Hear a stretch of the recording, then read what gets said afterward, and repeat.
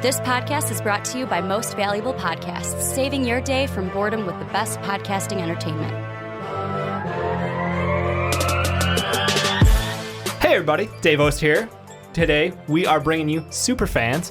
I got Sean Anderson sitting across from me. Hey there. And Ricky Widmer. What's up, guys? Today, we are diving deep into Chicago sports. We're going to start things off hot with, could the Chicago Bulls actually fire Gar Forman? I mean, we've all been praying for it for years, but is it going to happen? Next up, we'll have the Bears-Cowboys preview after that Thanksgiving Day gift to Chicago. And then we'll wrap things up with Chicago Bears remaining 4 games of the season. So, boys, let's get into it. Bulls prayers, could they be finally answered? Is this a time when Jerry Reinsdorf decides that he actually has to do something in this organization? Do we have to actually have change to get somewhere? Because the Sun-Times dropped an article. Sun-Times, right? I feel like Sun-Times. Joe Cowley dropped it. Talk about, heat is on. It's actually going to happen. We hope, because let's be honest, it's been a disappointment of a year. Yeah, and with that too, I mean, there was reports as well that at the start of this road trip for the Warriors and Portland games that we've seen so far, that Michael Reinsdorf was even joining John Paxson on the road, which is, John Paxson joining him on the road, not too crazy. Right. But Michael Reinsdorf there, that's something that was at least interesting. Now that they lost 2 straight, I'm surprised that nothing has come out if it was coming out, so I don't think that Gar Forman will be relieved of his duties. But this has just been a pathetic showing so far through 20 games to the Bulls.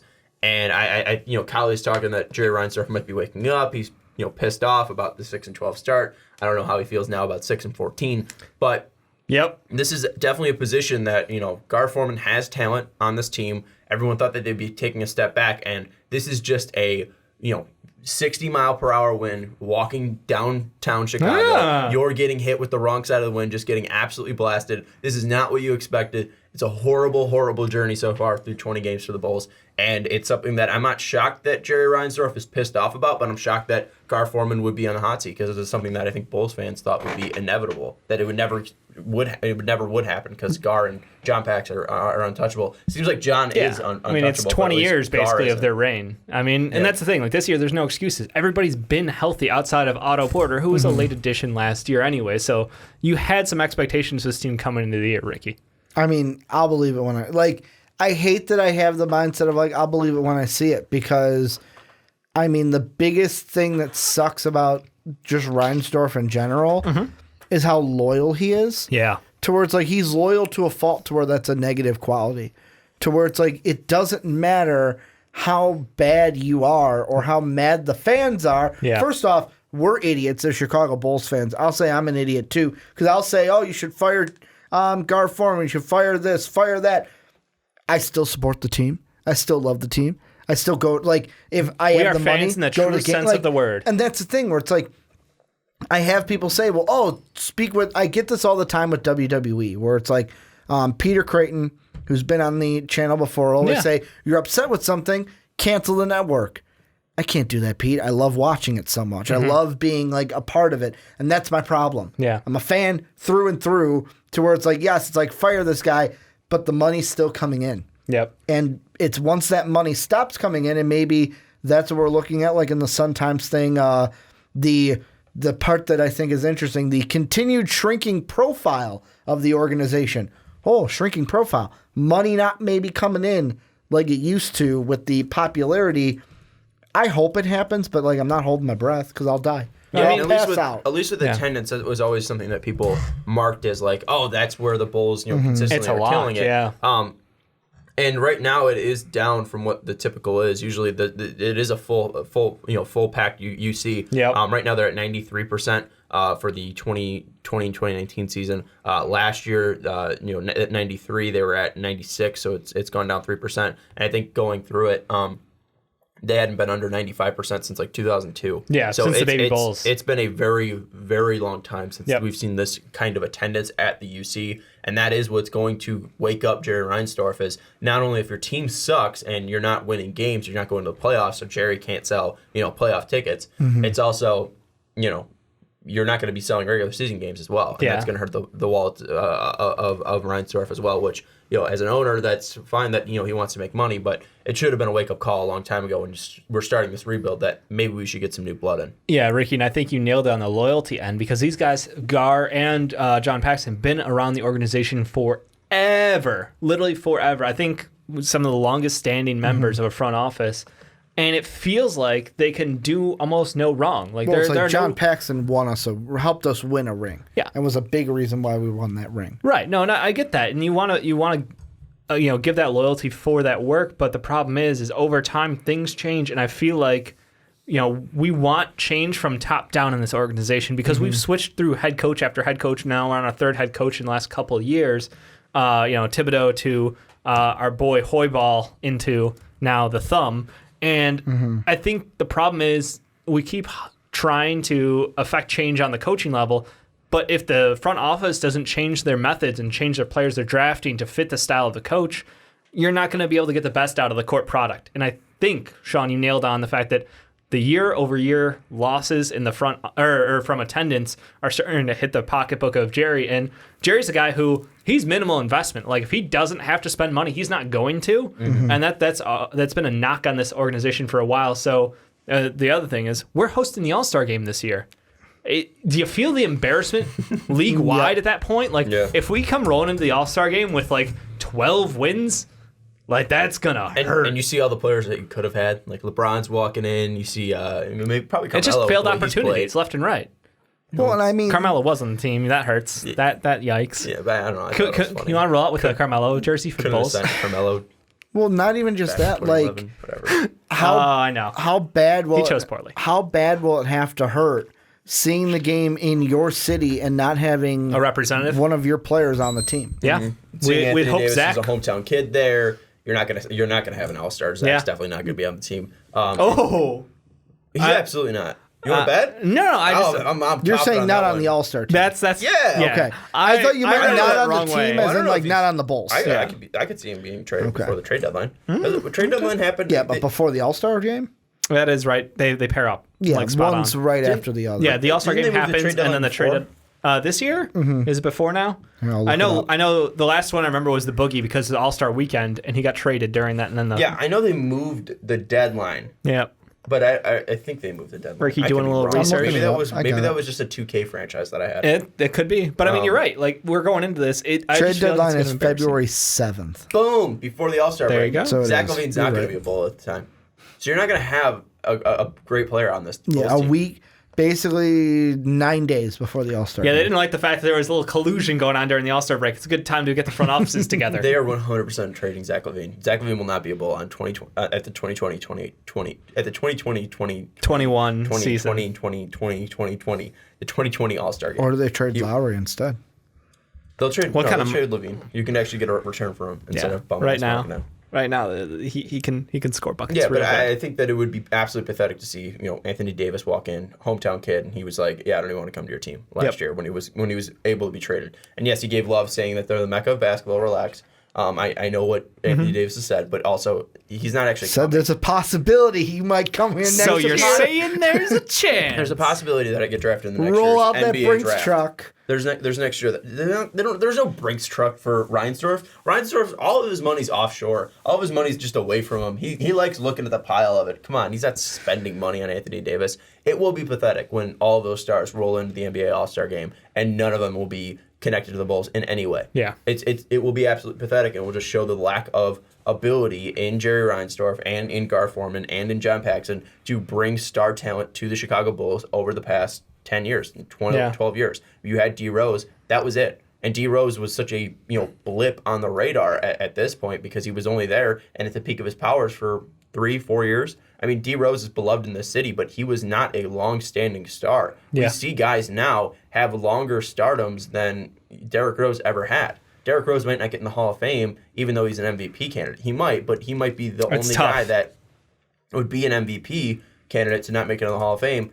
It's crazy that there is no star power in this team, but it just reflects on the lack of the poor job that John Paxson and Gar Forman have done, and they even lucked into getting D Rose.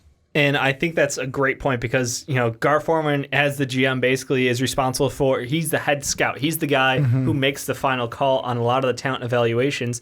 And if you look back, like they've hit on several guys, but do those guys fit the scheme? Do they fit the coach? Do they fit the organization? Well, and it's I think that's the impossible when you frustration. have so many coaches coming in. Like, Yeah. since Garpax was named GM of this team in 2009, so he was named the GM a year after basically Vinny Del Negro's second year in the team, which I'll never like. Vinny Del Negro for the Bulls is exactly what his overall record was because I'll always remember his time. Yeah. Oh, the time we made the playoffs is a 500 team. 41-41, baby. He was exactly a 500 coach with the Bulls. 82 and 82. Was not good. Was not bad. But like after that, they get in Thibodeau, and Thibodeau's time with the Bulls, I don't think was bad. I have to cut you off because I'm looking at your computer. He was also 4-8 in the playoffs. Could you imagine we went 8-8 in the playoffs? The Well, ultimate that'd be even impossible. coach. No. Oh, 4-game sweep. Yeah, 4-game sweep and then you get swept. Yeah. Back to Yeah, that one trip. Yeah. But I mean, then it's like they signed Tom Thibodeau, which his time with the Bulls I don't think was like you can't look at it as a negative. Like if Derrick Rose doesn't get injured, we're on a completely different timeline. He was their best coach than since we are right Phil now. Jackson. Exactly. Yeah. I mean, it was like it's after that. It's like signing Hoiberg, not giving Hoiberg the players to fit his system, but then using him as a scapegoat to bring Jim Boylan in for. I didn't even know this. That this is Jim Boylan's second time with the team. I don't remember him. There's being, Jim Boylan. Oh, that's a different boy. Oh, Yeah. that's right. It's an A and an E. Yeah. I can't fucking read. But I mean, and then letting Jim Boylan, where it's like this team doesn't look. Are you not drafting the right players for the team? No, you're not bringing in the right coaches or letting the coaches be here enough to put their system in place. Like Fred Hoiberg was here, and do you think this team would be? I don't want to say a playoff team, but I think they'd look better with Fred Hoiberg and an actual offensive system. And an Potentially. actual, I feel like these players would fit Fred Hoiberg better than they did Jim Boylan. I agree with that. Well, that's the thing is they didn't build for a Jim Boylan team. What players have you brought in to fit a Jim Boylan team? What is Jim Boylan team? What's his ideal Thad team? Young, Defense. but this is still a Fred Hoiberg team. They haven't flipped the roster enough to make it a Jim Boylan team. It's that's ridiculous. a great call. Your two best players are Laurie Markkinen and Zach LaVine, and both of them can't play a lick of defense because they're afraid of contact. You've got a 7-foot shooting Maybe guard not and then LaVine, another shooting guard. But Markkinen is. Yeah. No, I mean, you've got two great outside players, and that's the problem. That's where your drafting has gone to. And if you look at some of the guys, obviously, I'm not going to run through every single pick he's but made as Wendell would be probably the best player to fit a Jim Boylan team, I think. probably one of the best players we've drafted in the last couple of years. But you look at that and you go back, you're like, okay, yeah, he nailed Jimmy Butler at the end of the 2011 draft. 2012 was awful. That was Teague and Snell. And 13, Eric Murphy, the second rounder. 14 was the big mistake, the trade, going after, oh God, I can't remember his name. Why can't I remember who's the player? Gary Harris getting who Doug did McDermott. McDermott. Doug Thank McDermott. you. I was like, I know we traded. I knew it was a bad deal. That was awful. Bobby Portis, great. You got a small ball 5 who can't play defense. Not even Denzel with the team Valentine. anymore. We drafted an old veteran coming out of college who has the speed of like an 85-year-old man. I think that's my favorite one. Like what? Paul Zipser again. Remember when you second guys round. traded The Marcus Zip God. Aldridge too for Tyrese Thomas? Yeah, I get it. But I mean, like you look at these picks. The trading. Wasn't that before Gar Forman, though? If it was before Gar Forman, it was just John Paxson. Yeah, but I mean, 'Cause- Gar Forman being the He was and the that's scout, the though, different too, of yeah. like GM to head of basketball. head of operations, basketball right? operations. Because the guy apparently pulling the strings to try to get Foreman fired is Doug Collins, Yeah. who is right now, his exact title with us is our senior advisor of basketball operations. Yeah. He's been with us in that capacity for the I mean, the last 2 Jordan years. Bell for cash considerations joke. The Chandler Hutchinson, big head scratcher there. It's just there's been so many of these picks that don't exactly fit. And yes, we've gotten some nice pieces, but free agency pickups, question marks. We're getting younger. No one wants to We'll go come ahead and here. sign That Dwayne was Wade. a Paxson move, by the way. That was the Tyrese Thomas Aldridge Yeah. flip Yeah. was a Paxson. But move. like with the free agents, no one wants to come here. We got an aging Dwayne Wade and Rajon Rondo to get younger, right, guys? Like it's just it's confusing move after confusing move, and it'd be fun if there was like, here's where we're going, here's our plan, and we follow it. But it seems like every year it's a different plan and it's a different layout, And Sean, I think you nailed it when you talked about rotating the roster to fit the coach. And is it the fact that maybe they just don't believe in the coach enough to flip players yet? I'm going to put it this way. I'm going to relate it to me playing Madden. Okay. I was playing Madden the other day, and I'm the Denver Broncos, right? Sure. And I go through an offseason, and I go, okay, with my quarterback, I'm going to sign Teddy Bridgewater, and I've drafted Jalen Hurts. I'm going to let Teddy Bridgewater play out, and then eventually Jalen Hurts will take the starting job. Mm-hmm. Right before the start of the season, week 3 of the preseason, I see Drew Brees sitting there in free agency. What do you think Ricky does? I free up enough room trading Bridgewater, trading other pieces to get Drew Brees on his, like, the entire sense of my plan changed because of that. Like, that's how I feel the Bulls are, where it's like, hey, this is the plan. This is what we're going to do. Hey, D Wade's over here. Fuck that. We're going with this way. Like, that is the Bulls every single season, it seems like. Hey, this is our plan. Nope, we're going to go this way because something else happened. And even when they pick a plan, and you kind of hit it with the draft picks, like, it's not always the right plan because you traded the 19th and 16th pick, which ended up being Gary Harris and Yusuf Nurkic, both players that are better than Doug McDermott. And Doug McDermott you took at 11. And here are all the Bulls anymore. And here are all the players that you could have picked other than Doug McDermott.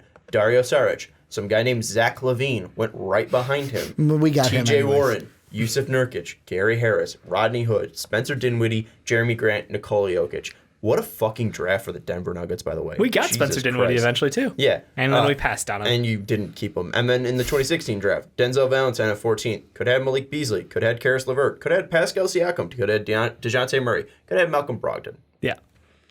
And then we flipped Doug McDermott and Taj Gibson for who? Campaign.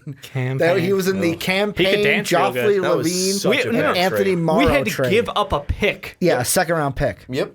Unprotected second round pick. That was one of the worst trades. So again, questionable, but then they counter that with the Jimmy Butler deal, where we come out looking great. Do you? Do we?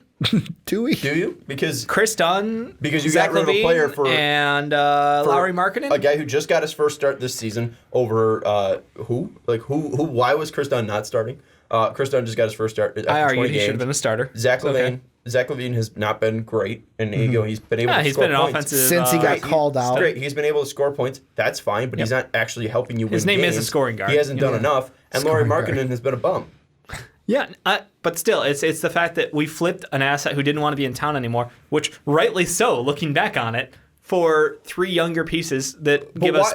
But look at every other team that then molds their team around their star. Yeah. You could have kept Jimmy Butler if you made moves. Right. If you could have kept Jimmy Butler, if Jimmy Butler was so important, you could have kept him. And I think And they didn't want to do that. And that's the thing is you look at the teams who are excelling right now, and they're able to have that roster turnover. They're able to go all in. They're like, look, we're the Clippers. You know what? We're going to move on from our stars and flip this around and go ahead and rebuild. And the matter of like 3 seasons flip from, the CP3, DeAndre Jordan, and Blake Griffin to Paul George, Kawhi Leonard, and the fucking 6th man of the year and the run-up to 6th man of the year and amazing defensive pieces all around it. It's like they can do that. The Lakers flip their entire roster over. You just watching teams at the top of the league. Shit, the Raptors traded longtime piece in DeMar DeRozan. Go win a championship. Like every team that's winning right now has done it by flipping major portions of the roster over to fit the new direction, and we haven't done that. We've held on to these guys for right or wrong. We're like gun shy when it comes to that. So I feel like a lot of our problems come from Gar Forman in the front office, and I do have faith that we will end our time with him. I don't know if it'll be this season. What and do you it's mean as by bad. end our time with him? Like we're gonna Fire him. Okay. I just don't know when's his official contract up, because I feel like there's like For some reason, I always heard that thing. as like, nope, never gonna be fired. We're gonna die, and he's still gonna be in office. I'm gonna be like, but Dave, he's older than us. He'll die before us. No, we'll end our time with him. Yeah, like, okay. I don't know. His contract feels like it will never be up. That's I literally don't know when he is off our books. Yeah. That's why I just assume that like at some point we'll have to fire him. We're talking literally about Gar Forman? Yeah. Yeah, I mean, none of that's released. Exactly. And the Jimmy Butler trade is the big, even what's the word, example of what we were talking about with the change of plan. Yeah. Where it's like in that situation, you had a choice: do we get rid of Fred, or do we get rid of Jimmy? Yep. Which one are we going to go with going forward? We trade Jimmy Butler. All right, we're going young. We're going Fred. We give Fred 1 full year without Jimmy, and it's like, oh, you won less games without Jimmy Butler. Hey, we're gonna fire you. It's like why? Like why? The plan was to play this out. Why are we not playing this out? But even if we got rid of on his contract, even if we got rid of Fred, you know what would have been better than just blindly taking Jim Boylan off the bench? Going Actually out there interviewing coaches. Yes, like And during the seeing who's offseason. available. Like, hey, Jim, you're an interim, and then interviewing this offseason. Hey, Monty Williams, would you like to come coach our team? Exactly. Like, there's so many different guys who could have been available, and it's just, again, I feel like the Bulls front office has been playing it safe year over year, and it's getting to the point where that doesn't cut it anymore. Well, it's also the fact of any job you're at. If you feel like I'm going to relate it to my job with teaching. Sure. Where it's like once a teacher gets tenure, fuck it. I'm untouchable at this point. You can't fucking fire me. As long as I'm not hitting the kid or touching the kid, it's like you can't fire me. Yep. So it's like you sometimes see those teachers of like, hey, they're not doing what they're supposed to. We can't touch them. That's what I feel like the Bulls are at, where it's like Gar Forman, it's maybe like, hey, I can make a move like that. Jerry won't fire me. I mean, just look at the White Sox. Jerry won't fire me. I mean, it's John Paxson, and John Paxson's Kenny Williams. That's all. I mean, and then they made some moves. They got rid of. I mean, they moved Kenny to to a different position, and then brought in Rick Hahn, who is the younger forward thinking guy. I mean, they pretty much did that with John Paxson. They moved him from GM to president of basketball operations, and then brought in Gar, who was the scout and all that stuff. And now that just seems like it hasn't worked out. And I hope it doesn't happen with the White Sox, but I mean, that's what it's been so far. Is they have loyalty until like people are in the grave. Yeah, like that's what it is. And that it even extends to that. I mean, they gave Paul Konerko a fucking statue before he even retired. I mean, that's loyalty right there, and it's not great. I mean, you retired Luol Deng's number. Luol Deng's jersey does not belong in the Raptors. It doesn't. It does not belong in the Raptors. You can make a case. No, you can't. You can make a case. No, there's 4 guys up there. That is a prestigious club. 2 of them are fucking Michael and Scotty, top 50 players of all time, and the other guys help the franchise keep going. Yeah. And Jerry Sloan and Bob Love. Right? I believe you're right. Yeah. I believe you're right. It's Jerry. I know it's Jerry. I just want to make sure I was getting Bob. Is it Bob Love? I'll let you look that up. It doesn't. Point being, like, Luol Deng was a great piece. He was a hard worker. He wasn't Everybody the best liked player him. on the team. But There's no championship. Yeah. It wasn't deserved. Yeah, Exactly. Bob Love, Jerry, and then Phil Jackson's up there too. No, I mean, I think the answer Krause. that a lot of people are looking for is let me ask this outright. Do you think that we move on from him this year? No. You think he's untouchable this year, Ricky? Sean? I'm not going to believe it until I see it. Same. Yeah, I don't think he's going to get moved on. Yeah, it's hard to see him get termed mid-season. I think that there's a chance that we move on from him, but then if you do that, like at what point during the offseason, because you let him draft this class of young prospects, or do you bring in somebody who wasn't in the position to get as much scouting in and then hurt yourself potentially down the line, or maybe a fresh view is a bonus for you? Either way. I want to say that apparently they haven't retired his jersey number yet. I've heard that there's rumors that they're going to, but they have his retirement ceremony at least for that, where he did retire, he signed a one-day contract, but he hasn't had his jersey number retired yet. Gotcha. He doesn't deserve his jersey retired, though. D-Rose maybe, but that's it. Yeah. Because he won an MVP. That's fair. If we did move on from him, do you think that it will be a chain of events? Do you think it's like we're clearing him out, we're going down, clearing out our head coach, and we're changing the direction of this team? And you think it'll be like one move leads to another, all in rapid succession? The new guy coming in will want his own head coach. Will want a guy that, like, the new GM that we bring in will want his guy. You're thinking like an actual NBA franchise. Because John Paxson isn't getting fired. Yeah. So Paxson will then want to keep Jim Boylan. They'll bring in a GM. The GM will be screwed. The GM will be fired after 5 years because they don't have the loyalty. There's no hope until John Paxson's gone. Wow. So you think John Paxson's a problem? Even too? then, it might absolutely. Okay. Even then, it would take 7 years to Undo? return. Yeah, to undo. Thank you. Like that. That's how long it would take to flip all of this, because that's what happened with the White Sox. They started keeping the same mold of doing what they were doing, and it took a while for them to start rebuilding. You think Jerry Reinsdorf wants to rebuild again after 3 years? Hell no, he doesn't want that. So they're going to probably have to find a direction. The direction won't work. Then they're going to have to find a new direction after that.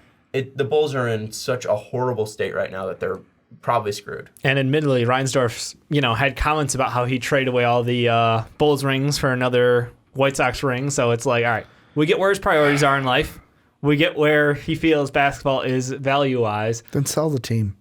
Then sell the fucking team. Until That's what it I stops get to. making him money. No, I know. I get that. I mean, I still think he wants the Bulls to do well. Yeah.